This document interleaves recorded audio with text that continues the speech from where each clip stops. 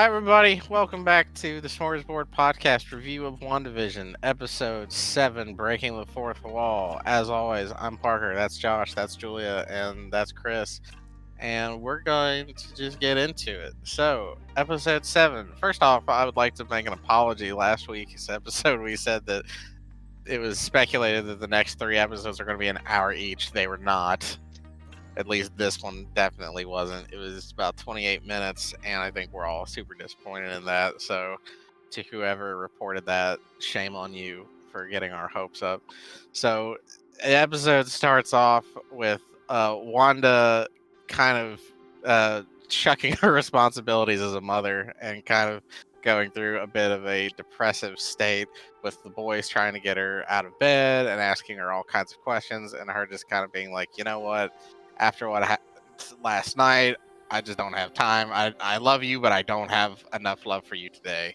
So the intro theme kicks in, and it is very much Office inspired. This episode kind of was a hodgepodge of like The Office, Modern Family, and Arrested Development all wrapped in one glorious 2000s burrito. So lots of good stuff there. We find out that a handful of the sword agents did escape Wanda expanding the hex, and then we find out that Vision, along with probably the majority of the sword agents at the base, including Darcy Lewis, have been sucked into the hex, and now they're in a nice festive little circus. So isn't that lovely?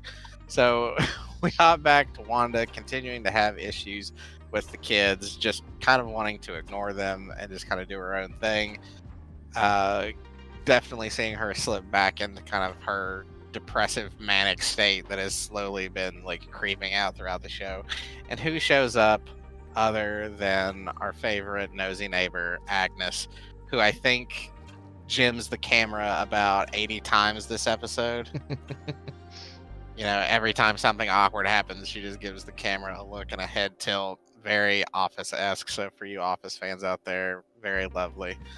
Also, kind of, Agnes decides, like, hey, listen, I'll take the kids off your hands so that you can kind of have, like, a me day.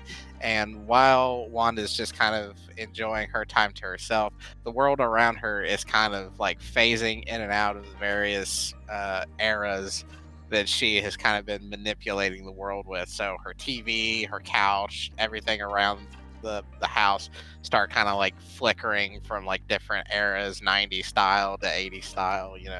So something clearly is kind of, Wanda's not just like in a fugue state, but everything around her seems to kind of be like flickering as well. So we hop back to our favorite FBI agent, Jimmy Woo and Captain Rambo.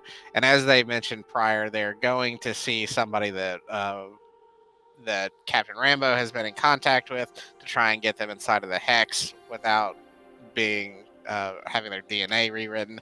Everybody was kind of, I know everybody in here anyway wanted that person to be Reed Richards. It was not.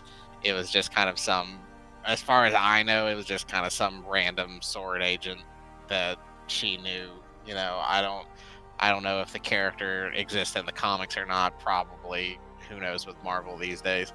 But they reveal that they have some kind of like space rover that they're essentially going to try and drive like right into the hex without being manipulated. So they're going to give that a go. We hop back to the circus that Vision and Darcy are in, and Vision finally kind of breaks through to Darcy that, hey, you are not a member of this circus. You are a scientist and a friend to the Avengers, and we need to have a talk. So they steal a car and they head on out to try and confront Wanda. We pop back to Wanda, who's everything's still kind of like falling down around her, and we get yet another infomercial. And interesting enough, with this infomercial, we're back to the male and the female actor that we've seen a lot in these infomercials. It was kind of for like depression medication called Nexus. So obviously, whoever's running these infomercials, they're really targeting these towards Wanda at this point. We finally get a shot of Agnes and the kids, and she's kind of trying to, like sympathize with them, and kind of like, like, hey, your mom's going through a rough patch, but she's all right. She's Superwoman. She can handle all this. No big issue. So Agnes is trying to kind of connect with the twins, which could be very interesting later on. Uh, we jump back to Jimmy and Monica. They're getting the rover set up to try and break through the hex. Turns out the rover maybe is not as impenetrable as they thought. It starts to get eaten alive by the hex. Monica has to jump out of it before it gets completely like rewritten and she gets sucked up in it. But then she kind of decides, you know what? I've already been rewritten by this thing twice already, and I know that my DNA is changing and like my very like genetic makeup isn't what it used to be. So she just kind of throws caution to the wind and just runs headlong into the hex and comes out the other side. And apparently she has superpowers now, or at least something. So if you're keeping score at home, that's one for Julia for bringing that up several weeks ago. So Monica is now inside of Westview, completely unscathed as far as we can tell, if anything, enhanced and ready to kind of confront Wanda. So we go back to Vision and Darcy, and they're kind of having a heart-to-heart about everything that's going on inside of Westview and Wanda's motivations. And we're seeing that Wanda or somebody is kind of manipulating the world to try and keep them from getting back to the house and getting back to Wanda. They're like sitting at a red light and a bunch of construction workers run up. It's very like Arrested Development-esque, if you've ever seen that show, with kind of like the music, the comedic timing, and all of that good stuff. So I was a big fan of that. So we get back to Wanda, and Monica is pretty much charging headlong in, getting ready to confront Wanda about what's going on. And she's trying to convince her that, hey, listen, the sword director is trying to get a hold of Vision. He's coming after him. He's planning basically a huge assault on you and the Hex. Like, we need to work together and put all this behind ourselves, but Wanda is not having it. And who comes to Wanda's aid other than our friendly neighborhood, Agnes, as always, to kind of tell Monica, like, listen, back off, or else. And Agnes takes Wanda back to her house to kind of like decompress and chill out. And when they get back, Wanda notices that the twins are nowhere to be found. There's evidence that they're there. There's like Yo Gabba Gabba's on the TV, and there's like peanut butter sandwiches on the table. So obviously the kids were there, but they're not here anymore. So Wanda starts asking, hey, where are the kids? And Agnes says, oh, they're probably playing in the basement. So Wanda trots on down to the basement, where we find that there's what basically appears to be some kind of like temple or like witch's coven or something in Agnes's basement. And we finally get one of the biggest reveals of the season thus far. Agnes reveals herself to be Agatha Harkness. Mark another point up for Julia in the win column. That's 2 points. And we get a lovely little musical number about how Agatha has been responsible for all of the shenanigans and bad things to happen inside of Westview. And we get a hard cut to the credits once that little musical ditty ends. And then a little extra piece that we haven't gotten in any of the WandaVision episodes up to this point, but there is kind of a mid-credits scene where Monica is kind of walking around Agatha's house and finds a cellar door. And as she kind of opens up and peeks in, who pops up behind her other than Pietro, who we haven't seen at all this episode. So he's definitely still around. Still seems to be, now officially seems to be either working for Agatha or at least under Agatha's control. I have some theories about that. But it kind of hard cuts to Monica just kind of like turning and facing Pietro with a real shocked expression on her face. And then that's kind of the official end to this week's episode. So, a lot of answered questions, I would say, this episode. Chris, you kind of gave us a full-on like checklist of things that you wanted to go over from this episode. So I think let's just head into it. Let's just start running down the list.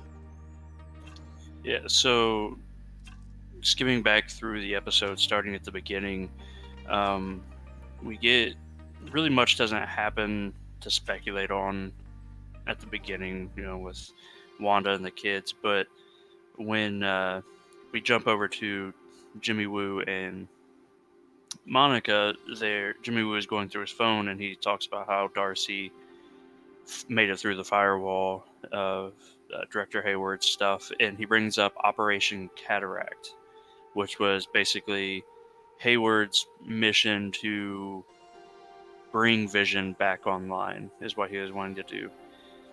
And it raised the question for me, and he talks about, like, that's why he was so interested on tracking Vision this whole time. He had no interest in Wanda, like, at all. And so it makes me think that my question is, did Hayward leak the top secret information in some way to Wanda?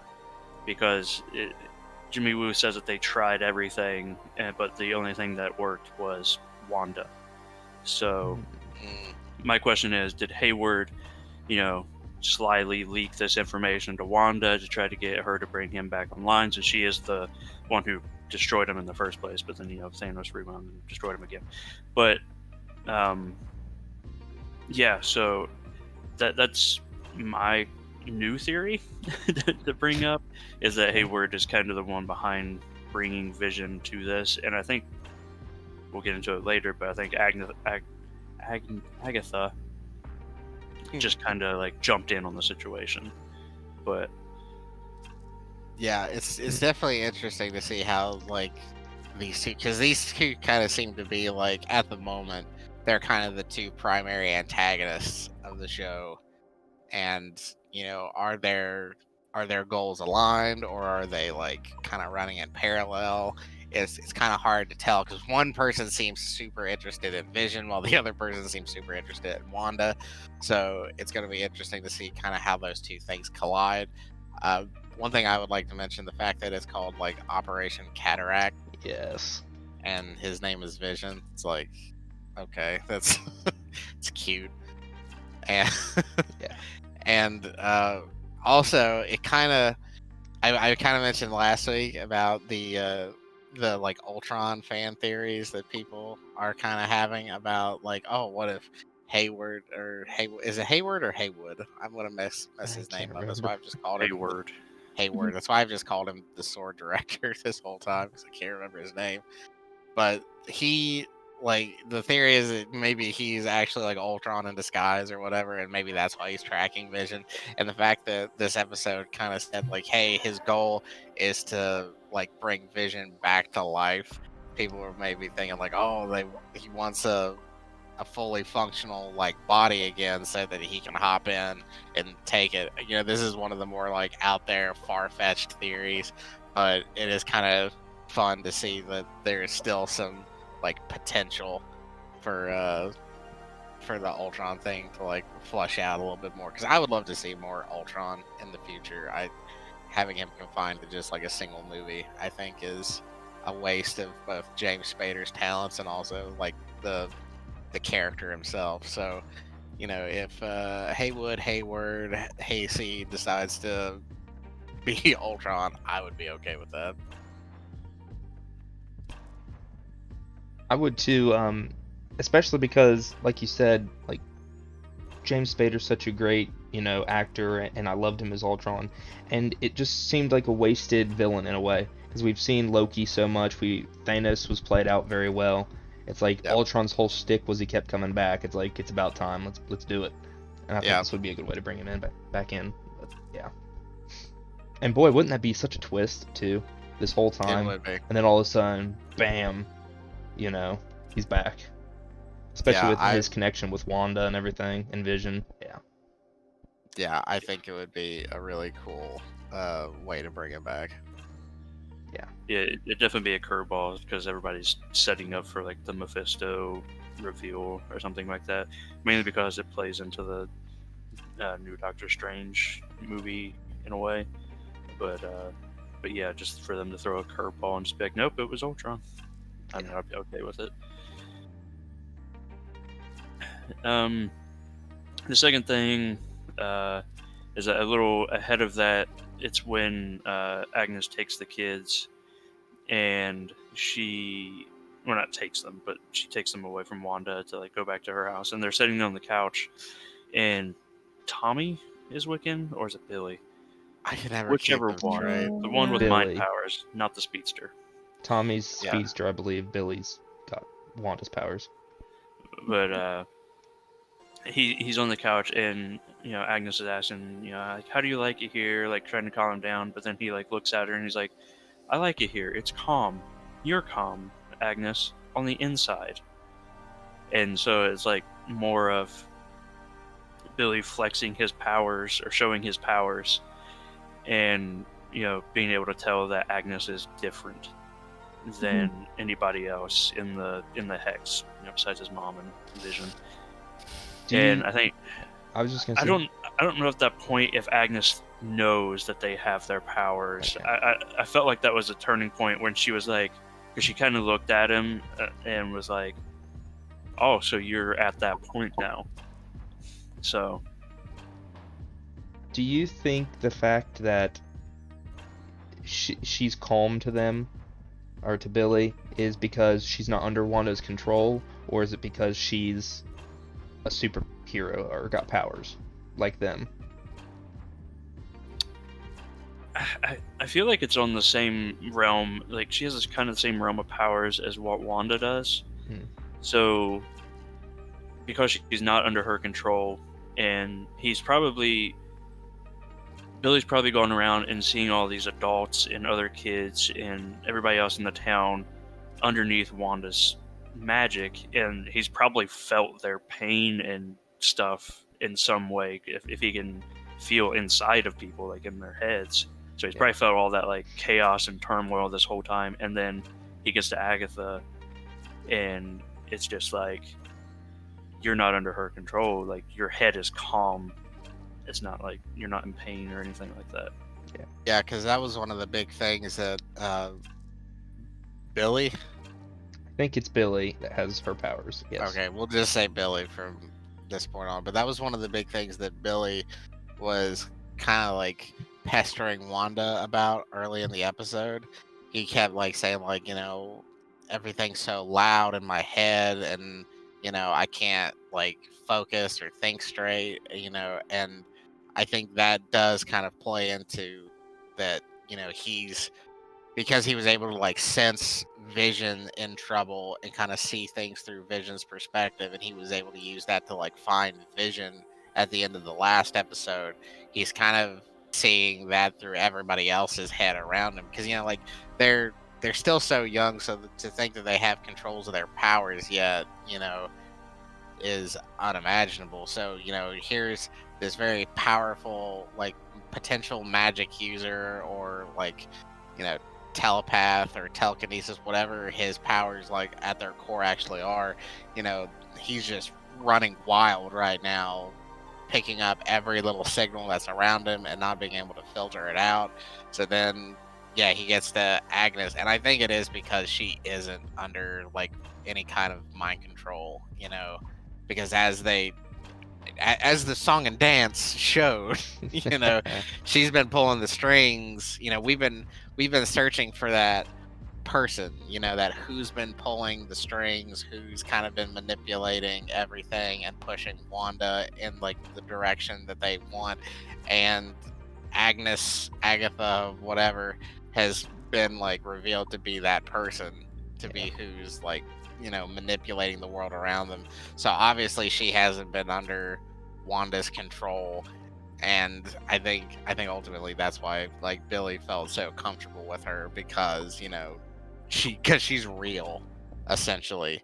And I can't help but wonder if that's gonna kind of play into like the potential for Wanda's own kids to be used against her. You know, because a lot of things in this episode suggested to me that like Agnes might be trying to kind of manipulate the twins, you know, to kind of like maybe over to her side, even though she was kind of like, listen, your mom's fine, your mom's gonna be okay, yada yada yada. Agnes is like trying to kind of be like the rock or the constant at the moment for the two boys. So it does make me wonder if in the future she's going to try and like turn them against Wanda or turn Wanda against them, you know, because I might be hopping ahead a little bit, but we do see at the end of the episode, Agatha does something to like Wanda. You know, she like uses her magic on Wanda, and that's kind of where we hop into the whole like song and dance number. So we don't really know what she did to Wanda, but you know, has she been doing this to Wanda the entire time? You know, or is this like the next step of her plan? It's kind of hard to tell what Agatha's motivations are at this point, like why she's doing everything. Because all we know up to this point is that, you know, she's just the bad guy. You know, she's been screwing with everybody, and it seems like everything that she's done has almost been to like purposefully drive a wedge between Wanda and Vision to separate the two of them so that she can get Wanda by herself. So that kind of furthers into the like, well, how does Hayward's motivations and like what his goals, how are those affected by what Agatha's doing, or are they affected, or do we just have two like antagonists running alongside each other, one trying to pull Vision, one trying to pull Wanda? You know, like there's, even though this episode answered a lot of questions for me, I still need to kind of, you know, like what is the ultimate end game? Like I need it out of the mouth of like the bad guys. Like I need the two antagonists of this show thus far to kind of like have their cliched like monologue about why they're doing the bad things that they're doing. You know, that's kind of like the final piece for me, and I hope at least we'll get that from Agatha out of the next episode, because I can imagine that the next week's episode is probably going to be heavily like inside of the hex, revolving around like Vision and Wanda and Agatha, and maybe a little bit outside with like Hayward kind of like going into his like in-game phase of entering the hex. But like I feel like we're probably going to spend a lot of time in the hex next week. But at the beginning of the episode, Hayward, you know, tells his sword compatriot that, you know, today's the day we strike. So I think we're going to get a lot of things clashing in the next episode, from all sides. Which, I mean, in these next two episodes, everything has to come to a close. Well, not everything, because, you know, it'll probably spew over into other works. But right. But the point that you brought up, like I still don't know what Agatha's main goal is, because at first, you know, you'd think she's trying to manipulate Wanda, but this whole time, all of her actions have been in lieu of the kids. She was responsible for them going from infants to toddlers, because she calmed them down and, you know, like made them age up in some way. And then when she brought a dog into the mix, which rip Sparky. She brought Sparky into the mix, which then led to the kids aging up to 10 so they could keep Sparky. Yep. And then she killed Sparky, as we find out at the end of the episode. To try and make the kids age up again, but Wanda stops them. So it feels like she's very focused on the kids for whatever reason, whether that's to drive a wedge between them and Wanda, or just to kind of make Wanda go crazy or something like that. I feel like we're going to have this thing of Wanda being tugged in multiple directions, and I still fall back on she's going to go crazy and explode in some reality shaping way. But yeah, it's hard right now to depict what her in-game goal is, because we just don't have enough. But surprisingly, after all of this, we don't have like enough concrete stuff to know what her in-game thing is. Yeah, so just going down the list, which the next thing Chris has here is who is Ralph, and I feel like the easy answer to who Agatha is constantly referring to her husband Ralph.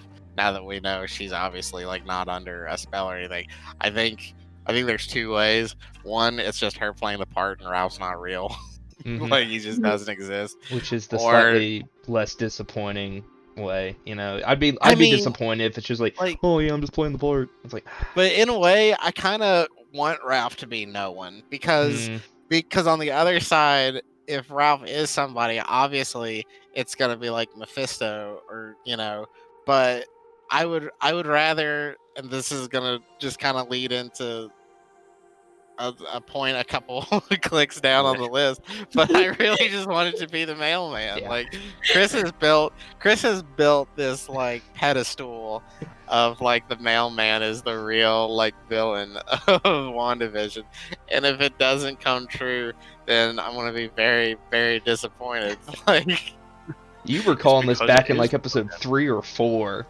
Yeah. too. Like this was like early.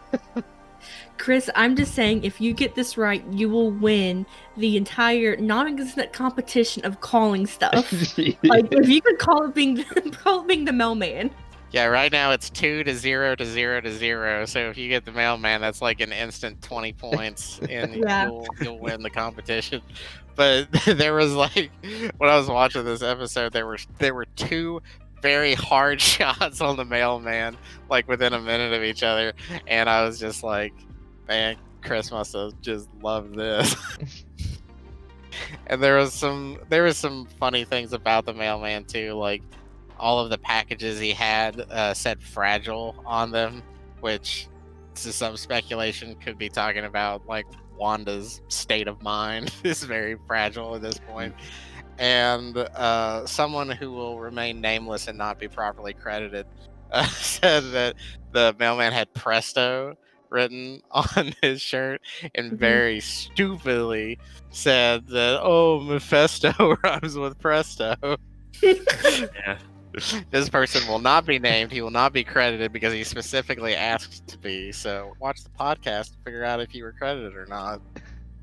Deal with it. So yeah, the mailman. Yeah, in that situation, like the whole, which it'll go into this next point that I have here, when Wanda and Monica are, kind of like facing off, the mailman is just unfazed by what is going on, and then just continues his daily life, which you could say that for everybody in Westview, because they all just continue to carry on. Right. But it's just that they give him like two hard takes or like hard shots in that episode and everything up before. It's going to be the mailman. And I want Josh to say what he said during whenever we were watching the episode the last time about like the principle of having a baby, about the cliche. Yeah. So this is a stretch, but you guys know about the whole cliche about, the wife cheating and having a baby with the mailman.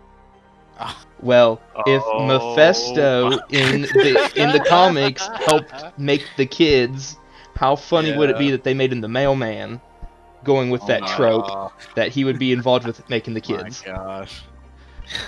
It's a stretch, but I mean, like, it's just adding to it for me. That is the thing, and WandaVision has leaned heavily on those kinds of tropes. I mean, because that was even, I think that was a thing in the Brady Bunch, even like it wasn't with like the mom, but the maid or like the house cleaner. She was like dating like the town butcher or whatever, but then there was an episode where they thought she was cheating on the butcher with the mailman. So it's like, it's not outside the realm of possibility that that would be a very like a very tiny joke just slipped in under the radar. I think it would be great. It's just adding fuel to the fire of we want the mailman to be revealed as to be Satan. Yeah, we all know that USPS is hell anyway, so I mean, there you go. So, well, the particular shots of said mailman were happening during we're kind of doing your list out of order here, Chris, but the mailman shots were taking place while Monica was kind of confronting Wanda. And we got a little bit of an introduction to Monica's new powers inside of the Hex.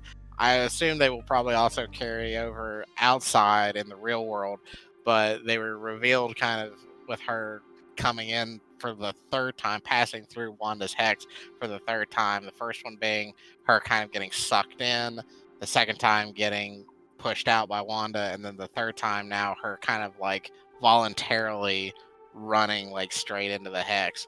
So the first kind of couple things that we see, she kind of has some kind of like altered like vision where she was just kind of seeing, I don't know if you could say it was like what exactly she was seeing, but she was kind of seeing like this radiation coming off of like everything in the world. Like she kind of like looked up at some power lines and kind of saw some like funky waves coming off of it, and everything was nice and like discolored and very like cool colored palette, like with blues and purples and everything. So not really 100% sure on just what she's seeing exactly, but that seems to be kind of a portion of her power. And then there's another part when Wanda kind of like tries to like force her into the ground, and she kind of does some kind of like repulsion or something, like some kind of like, the only thing that I can kind of like compare it to is like she almost like force pushes the ground like to kind of keep herself from like getting like shoved into it. So I don't know, what do you guys think, like what's your opinions on Monica's powers? Because I can't really draw a conclusion one way or the other at this point. Well, Julie and I did a little bit of research into her after that episode, and in the comics she becomes a superhero called Spectrum. So it would also make sense that she can see more of the spectrum. And I think that's what they were kind of getting at there, with her being able to see everything, I think. I don't know exactly what all of her powers were, Julia. Were you looking that up right there? Yeah, and then before I do it, I just want to say that I appreciate the first scene that we see with her as a superhero. She does the superhero landing. She does. Full Like, on. you know, One knee, one 3-point foot, fist stance. on the ground. Yeah. Okay. Yeah. Alrighty. Alrighty, so her powers, according to the marvel.fandom.com, is like an energy form, so where she can see extra dimensional energies, appearance alteration, flight, superhero strength, invisibility, energy duplication, energy absorption, energy blast, and hyper cosmic awareness. So Yeah, I was going to say just before hearing that whenever I rewatched it prior to us recording, then I noticed like all the stuff that she was like looking at was stuff that was like energy based, like the power lines and stuff like that. So I was going to say, I feel like, and her being able to like ground herself to the ground, like to do the superhero landing, I was going to speculate that she was going to have energy based powers or something like that. I was hoping it was like gravity, but I guess it's kind of the same thing. But yeah, it's weird that I had not seen anything about Spectrum up until this. Like, as much as like internet detectives are out there, like you would think somebody would have brought up 2 episodes ago whenever they were talking about her DNA or like her blood stuff not showing up, and then Darcy saying her DNA was getting rewritten. Like, you would think somebody would have said something about that, but it's been pretty quiet. I don't know why. Yeah, and Chris and I were even talking last night about like how we would be fine with, if Monica becomes this new like hero that hasn't been introduced in like any kind of media yet up to this point, because I didn't even know that, for one, Monica Rambeau was a comic book character. Like, it doesn't shock me that she was, but I kind of thought that like, oh well, I haven't seen anything about her like in the Marvel comics, so I just assumed that they made her for the movies and they're just kind of like running with this like new character in the MCU, and I kind of thought that was cool at first. I was like, oh, they're like creating original characters, and I honestly think that that's something Marvel should look into doing. Like, I know that there's like a plethora of like characters to pull from, probably some that are a little less known than like others, like Spectrum, for instance. I'd say I would guess that unless you're a hardcore comic book reader, which none of us are, you wouldn't know who Spectrum was, or or even though the Monica Rambeau or the Rambeau family was even in the comics. So the idea that well, why not create some new characters in this medium, because that's how Harley Quinn was created. Right. Like her first appearance was in the Batman animated cartoon.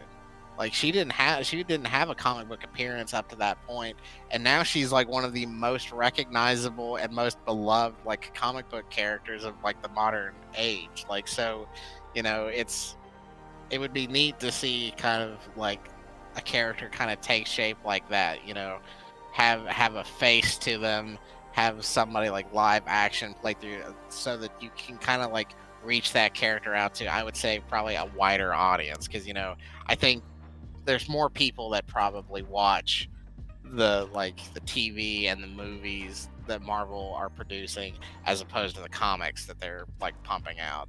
I'd say that I feel pretty confident in saying that it probably reaches a much larger demographic that way. So, what better way to, introduce new characters into canon than to do that in your like live action stuff?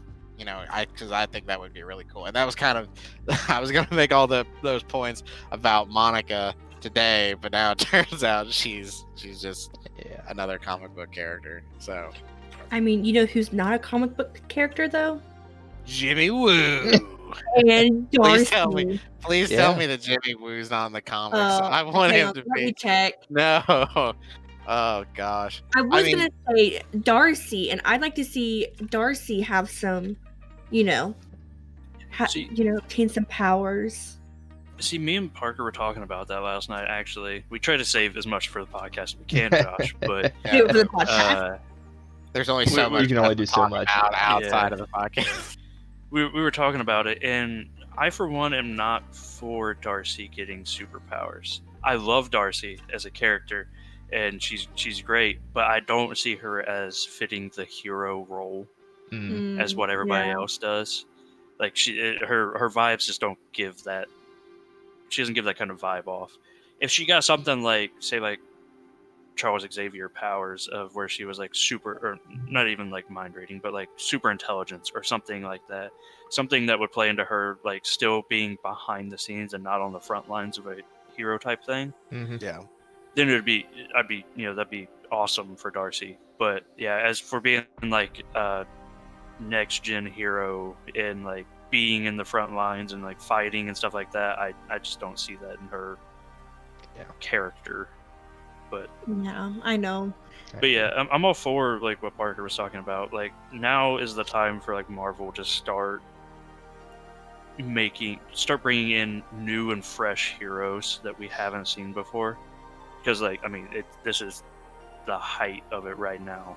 Yeah. Like, I mean, you could say like it was at Endgame, but in Infinity War and Endgame, but now after that they have everybody's attention. And so they can start rolling out like new and creative heroes and stuff like that. They don't always have to bring back. And I think it'd be really good for the franchise as a whole. So I'm on board with you guys about bringing in some new people, but the way I see it is they don't need to, because they have thousands of characters they haven't tapped into yet, that essentially bringing those C and D level characters into the movies is like a new character, introducing it at least to a huge audience. So yeah, but the thing that I have against that is that there's a reason they're C and D list characters. Like, say what you want about like Guardians of the Galaxy and like nobody knowing who they were, but the Guardians of the Galaxy in like the realm of comic books were like well established. they weren't established in like popular media like, you know, Captain America or Iron Man or Hulk or Thor. But, you know, if you asked any like avid comic book reader who the Guardians were, they were probably rather high up on their list. You know, so like, yeah, everybody likes to say like, oh, they were nobodies and they like made them something. But I wouldn't say that they were nobodies to the extent that like, even if you ask somebody who was an avid comic book reader, like who the Guardians of the Galaxy were, they would be like, oh, I don't know.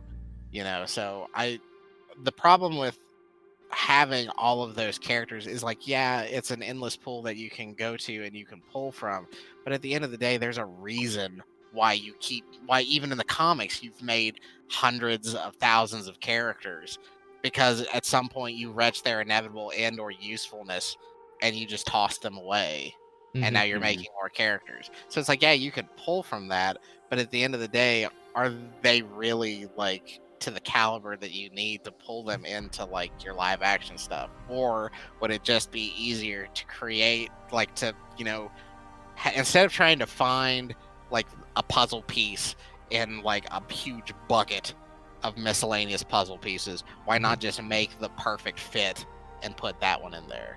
You know, so that's kind of where I'm at with like create new characters for like the MCU itself moving forward. You know, like create a character that fits the mold that you need to tell the story that you want, instead of digging through just like kind of the miscellaneous pile and hopes that you'll find something that might fit. Right, but Marvel has done a good job of not necessarily taking them beat for beat from the comics into the movies. Like, I think of, and this is probably not a good example, but in Agents of S.H.I.E.L.D., they took What's-Her-Face and made her Quake. You're already Am I? Okay. Okay. I'm just saying, they're not taking characters and strictly taking them from the comics and putting them in that exact same mold. They're moving them around a little bit, twisting them. They're not keeping them beat for beat. So I mean, they are. Wanda's a prime example of that. She didn't in the she's nothing like she was in the comics, like her origin story. Right. True. What she had in Marvel or in the MCU. But yeah, I think my biggest draw is that one, we wouldn't have something like if they came up with new heroes or new characters, we wouldn't have the kind of thing we are with WandaVision right now, to where people would look at that character and be like, oh, well, in the comics, this happened, and she was this person, and these are her powers. Instead, we would have a brand new blank slate that nobody would know anything about.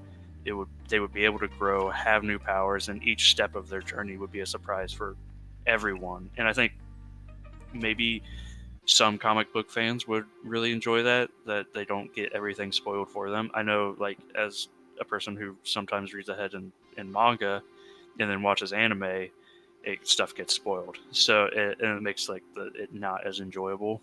Still enjoyable to see that stuff come to fruition on like a visual thing, but that, and then like even furthering that point, like I did research on just on just the character of Wanda. I figured out that one of her mentors was Agatha Harkness. Yeah. And I was like, okay. I read a little about her powers, and I was like, Agnes. Okay, yeah, Agatha Harkness, Agnes. I was like, there could be something there. And then after doing some more research, I saw where Agatha was also connected to Reed Richards. Agatha was like Franklin Richards' nanny. Yeah, and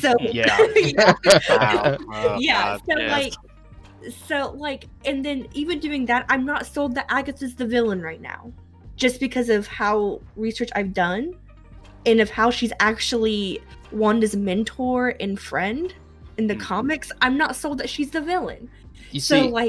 I leaned that way too, but then she said she killed Sparky. And as we all know, if you kill a dog, you are a villain.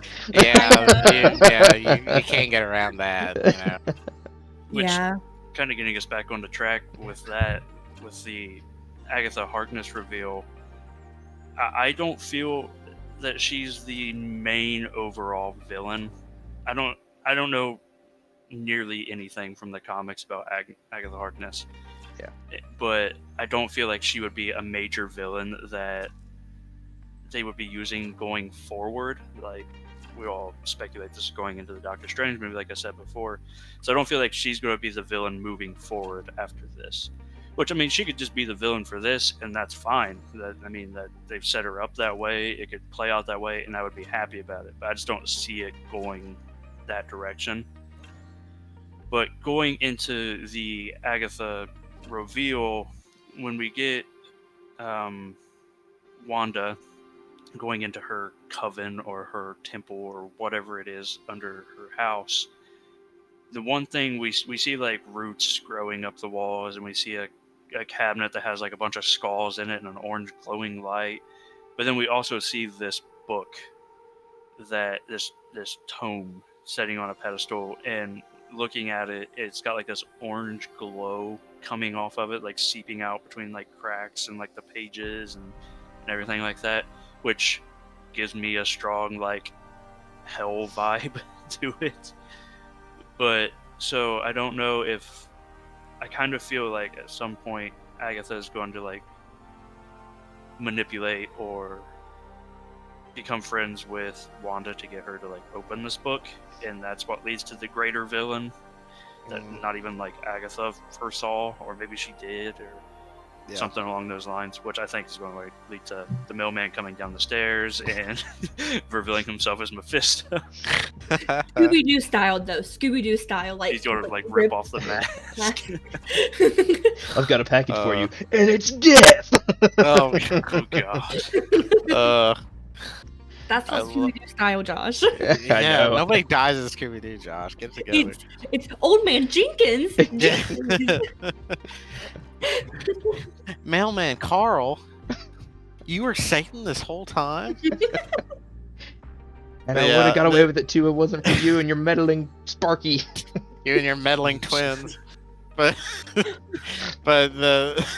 so what I will say about the whole like Agatha's basement thing is that in a show that loves its tropes, like, that was the most, like, when you think of like witches and like stuff like that, magic, that was like the most like witchy, like magic-y thing that you could possibly imagine. A dark, like scary, like basement with roots growing, like everything's dark, and there's like fog and the glowing book and the skulls. Like, it's so basic, like in terms of what you expect like a witch's lair to look like. And I don't remember who mentioned it, but somebody said that the architecture kind of looks similar to that of like the Sokovian architecture, like whenever they were in Age of Ultron, like when you think back to like Ultron when he was like kind of working in the underground part of that like castle or whatever, like the architecture was kind of like similar. I haven't gone back to like look and make the comparison myself, but when you think of like old, like very dark, kind of like almost like black or like dark colored like brick like patterns and stuff like that, it kind of like calls back to what I remember the whole like Sokovian castle kind of looking like in Age of Ultron. So there's some. So I wouldn't be surprised if they do reveal that like Agatha is also from like Sokovia, and that she's also kind of like a part of maybe like a similar program that either made Wanda, or or maybe she was the template that they used to create Wanda, because we really don't know a whole lot about the experiments that were like conducted on Wanda and Pietro to give them their powers, other than the fact that we know the mind gem was like part of it, right? So like so how they actually went about doing the experiments, like Agatha could have been, this is going to be a Hail Mary, but Agatha could have been a part of Hydra, and they tried to like duplicate her powers because they see how strong she is and how she can manipulate people in the world. So why wouldn't you want like more soldiers like that? And with this is kind of going off on a tangent now, but with Hydra kind of being an offshoot of like the Nazi party, and the Nazis were kind of like, I think Hitler was kind of big into like the supernatural, so like it wouldn't be too far of a stretch to think that like a division of Hydra is like focusing on like supernatural. I mean, because it's kind of what they were looking at like from the ground up anyway, because Red Skull's whole thing was finding one of the gems and harnessing its power, and that was like a supernatural force to them. So I wouldn't be surprised if a comparison like that is made, because Agatha's got to like fit into Wanda's past somehow. I feel like that's just kind of it has to. It feels too odd that they both kind of have the same powers, and knowing that Wanda's powers came from like experimentation, and now I gotta ask, like, well, how does Agatha factor into that? Like did her powers come from similar experimentation, or are they naturally occurring? Like, what's the through line here that connects these two people who essentially seem to have the same exact power? Yeah. So. Going back to like the architecture, I threw up a screenshot that I just took real quick. It really reminds me of the cathedral where in Age of Ultron, where they fought Ultron, at the end, like that same style of like architecture with the arches and the pillars and everything like that. That's what it. Whenever I first watched it, at first it reminded me somewhat of like the ancient ruins that like where Doctor Strange was studying, like those kind of ruins. Yeah. But then like as I've thought about it, it really reminds me of that cathedral that they fought in Age of Ultron. But yeah, I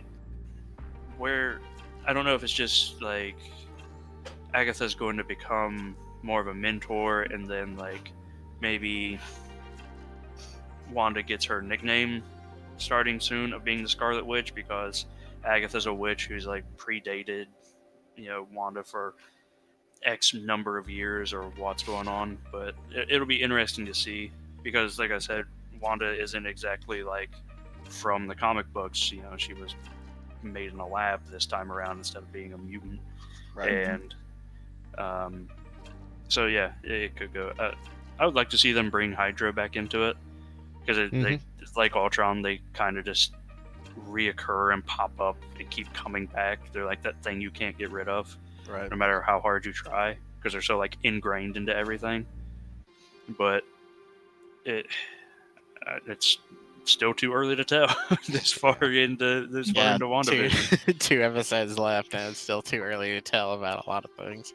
The big thing is like once WandaVision ends, if they don't wrap up some of these things, we're not going to get answers for a long time, because we got Loki coming up. And I don't think it's going to touch on anything that we're going into. Oh gosh, and neither is Winter Soldier and Falcon and Winter Soldier. But yeah, I really feel like you kind of mentioned earlier that like Agatha could very well be like the big bad of this show, and like just her actions are gonna lead to like the next big bad, like probably in like Doctor Strange kind of popping up. Like, I wouldn't be surprised if like if everybody's theories do kind of like come true and Mephisto is like the next like big bad guy. I wouldn't be surprised if his screen time is extraordinarily minimal, and like I don't see him playing a major part in these last two episodes. If anything, I see maybe his like the reveal of him being in the universe being like an end credit scene of the finale. Like there's kind of with like it's still so hard to tell with like a lot of things moving forward, and they need to wrap things up in these next two episodes. I could very well see like Marvel just kind of positioning Agatha as the primary bad guy for this show, and then all of the other pieces maybe kind of like falling into place later. I don't think by any means everything will get answered by the end of this season of WandaVision. Like, not even close. I think we'll get a few things, but I wouldn't be surprised for like the door of speculation to just get kicked wide open by the time like the last episode drops. So, Yeah. I think this is the catalyst for what's to come. We've talked about, this is opening it up for everything. Yeah. Yeah, I'd like to see and we'll do like a whole show review episode where we talk about everything and where it goes in the future. But I'd like to see at the end of WandaVision, like Wanda tearing open the multiverse, or Wanda and Agnes tearing open the multiverse, and then like Mephisto or somebody like stepping through, and then that be it, and then that sets up everything else in motion. Because that'll give them a big bad guy to move forward. Or, Hayward takes control of Vision. Or we could get both and get an Ultron return and a Mephisto return, and then we have like a split, like, what do they do in that situation? But we'll talk about that at a later point. Yeah.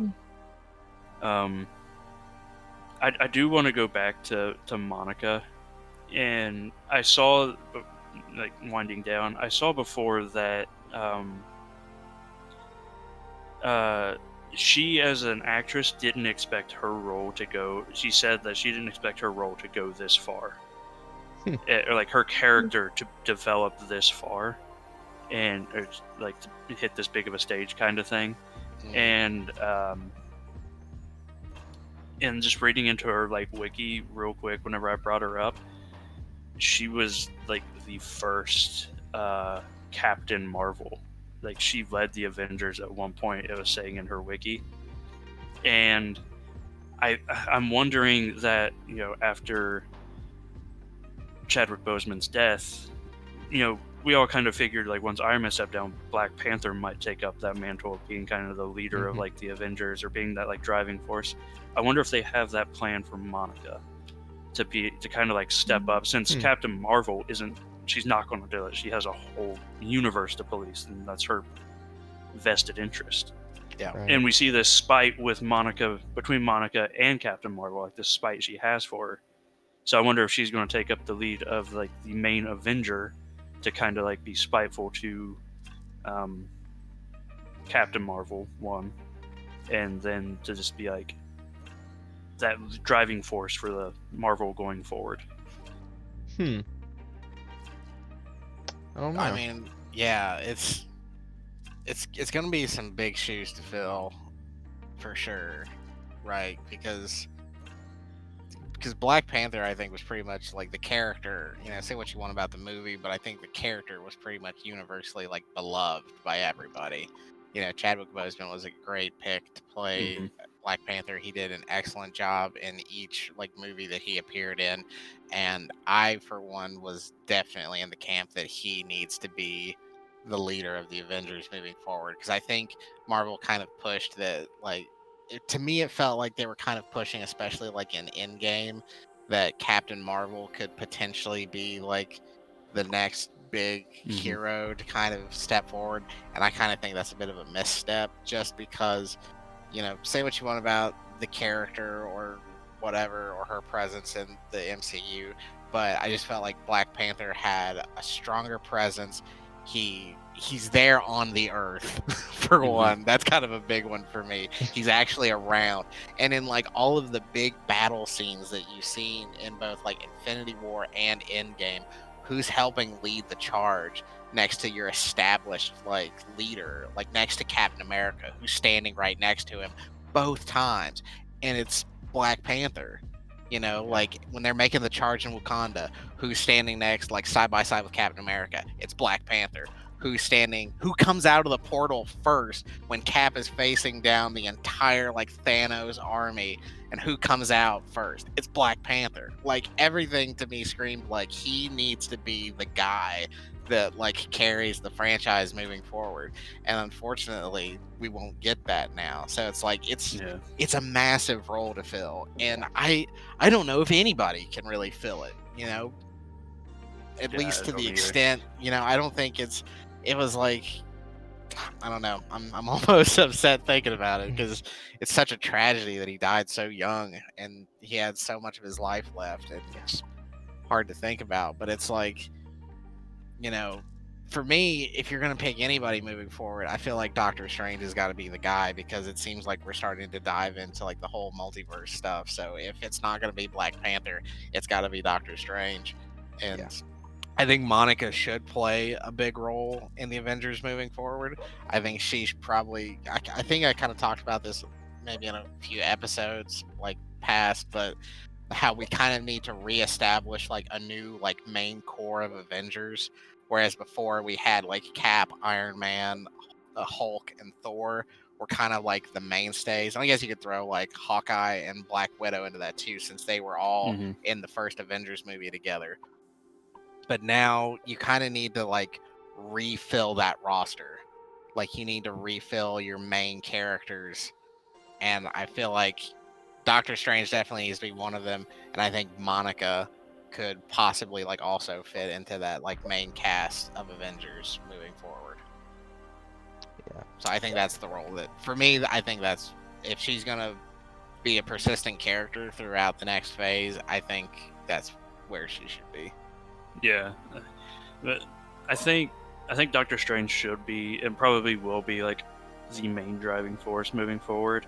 But I think kind of in the same realm of Captain Marvel, where she's more concerned about policing the universe, and she has like the whole universe that she needs to like, she feels that she's obligated to protect, kind of thing.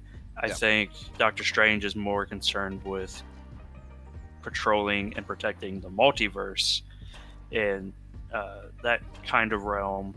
So then I think eventually Monica will, or whatever her superpower, her super name ends up being, her weird nickname, I think she will be more tasked with being like in charge of the Avengers on Earth, like teaming up with like Spidey and you know, other Earthbound heroes to like protect it against other threats, which could lead into like an Ultron kind of thing. Like they could have a showdown with Ultron while, you know, Doctor Strange and some other groups having a showdown with Mephisto, and you know, Captain Marvel was out in the universe having a showdown with Galactus. Someone else. Yeah. Who knows? Which we're also supposed to be getting Adam, because of Adam Warlock. Yeah, so that could be another villain. Like there's, I just wonder at this point if they're just going to just branch off into a bunch of storylines, like the previous Phase 1 where they just had one big bad guy over lurking everything. But that's, like I said, that's for another episode. Yeah, I want to talk about all that so bad, but we'll carry on, because I think we're running a little long. So I think we should probably wrap up with kind of everybody's final thoughts and maybe a last little like thought or feeling about the episode. So Josh, we'll start with you. Overall, I think it was fantastic. Loved it again. It's keeping my interest. The Agnes reveal wasn't super surprising because we've delved into it, but I'm kind of curious to speak to people who don't theorize as hard as we do and see if this was a surprise to them, or if they thought, you know, Agnes had a bigger role too.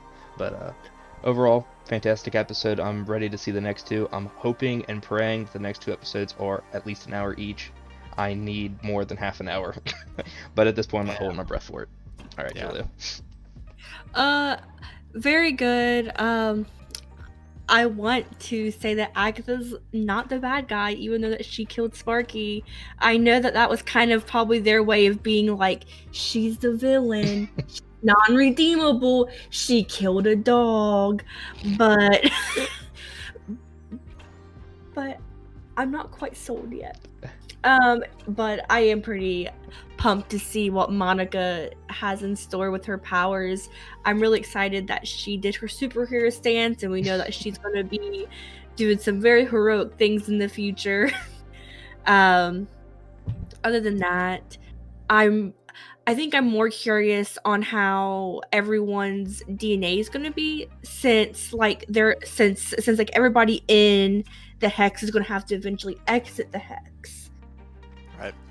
I don't know if Wanda can just like vaporize it, or if they're gonna have to, or she's gonna have to like enclose it in to where they'll have to go through it again. And if that's the case, they'll be in the same boat as Monica, to where 2 times it started to rewrite her DNA and like her things. So is this how we're gonna get mutants? That's the question I want to end with. That we don't have to talk about, but are we gonna get mutants this way? Okay, Parker. Okay, so yeah, this show is like definitely blown my expectations out of the water, and I'm definitely excited for the next 2 episodes. I think the next episode will probably be the average runtime. If we're gonna get like an hour-long episode, it's probably gonna be the finale. And even then, I think it might run 45 minutes. Like it might go a little bit longer, but I don't think we'll get like a full like 60 minutes of content out of the finale. But the kind of last like little thing that I want to touch on, we've talked a lot about like Pietro and what he kind of means to the universe now. One thing that I don't know if you guys noticed, but kind of during the big like reveal that Agatha is like pulling all of the strings, there's a scene where it's the scene where Pietro shows up to the house and like for the first time, and it zooms out and shows Agatha like out in the front yard, and obviously like it's very tongue-in-cheek joking, like, oh yeah, she was out on the front yard like manipulating everything. It just kind of ties into the whole like musical number. But it did show something very interesting, that she was like using her magic, and there was kind of like that purple like mist or fog coming off the back of Pietro. So that kind of makes me wonder, like, how is she, like, she obviously seems to be controlling Pietro, but like to what extent? Like, is she manipulating a dead body? Is she manipulating someone that she pulled out of the multiverse? Like, that one little scene of just like clearly she's pulling Pietro's strings and he's doing what she wants him to do makes me wonder, well, who is this Pietro? Like, when you peel back the magic, like when you take Agatha's like mind control or whatever she's doing to him out of him, who is he then really? Yeah. So we've Mhm. speculated a lot about who Pietro potentially could be, and that one little scene to me makes me think, okay, this is a Quicksilver from somewhere in the multiverse, but he's being manipulated by Agatha. So I'm really excited. Next week, I think there's probably going to be I'm hoping there's kind of going to be like a fight between Monica and Quicksilver, and I'm hoping maybe Monica can kind of like knock the hex out of him, and maybe he'll Ooh. come to and kind of maybe reveal some more stuff about who he really is and how he really ties into the greater multiverse. Because I don't want to see this be the end of Evan Peters Oh no, no, in no, no. the MCU. Like, I don't want this Quicksilver to just be like a one-off in this show. So I'm hoping for some more stuff with him in next week's episode and moving forward. All right, Chris, your turn. I'll just keep mine super short. I've said it time and time again. The first 2 episodes, I didn't like this series pretty much at all, but I've grown. It's easily becoming one of my favorite Marvel MCU content that's out there right now, and it's the Mailman. Yep. All right, we're gonna end it on that. It is the Mailman. So, as always, thanks everybody for sticking with us. If you made it to the end of the video, as always, like, share, subscribe, and we'll see y'all next week. Bye. Bye. See ya.